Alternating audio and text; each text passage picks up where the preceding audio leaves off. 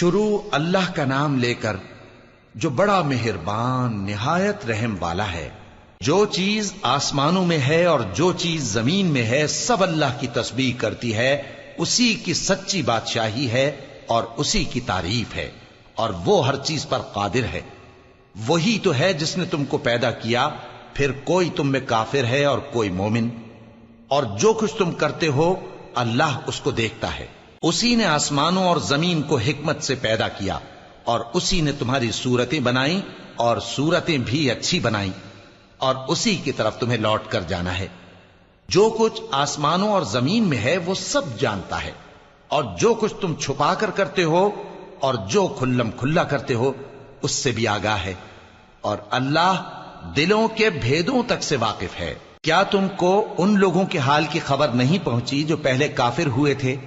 تو انہوں نے اپنی کرتوت کی سزا کا مزہ چکھ لیا، اور ابھی دکھ دینے والا عذاب اور ہونا ہے۔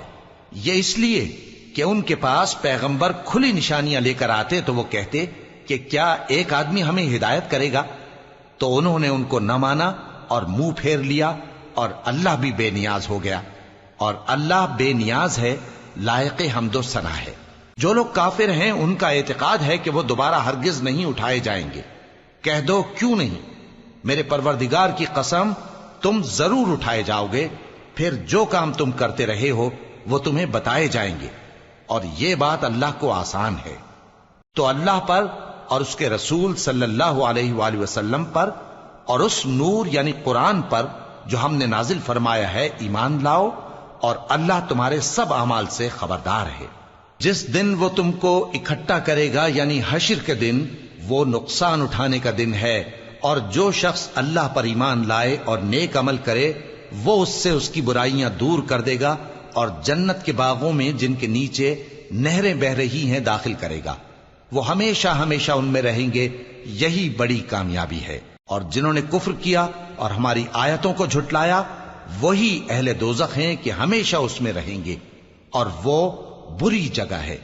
کوئی مصیبت نازل نہیں ہوتی مگر اللہ کے حکم سے، اور جو شخص اللہ پر ایمان لاتا ہے وہ اس کے دل کو ہدایت دیتا ہے، اور اللہ ہر چیز سے باخبر ہے۔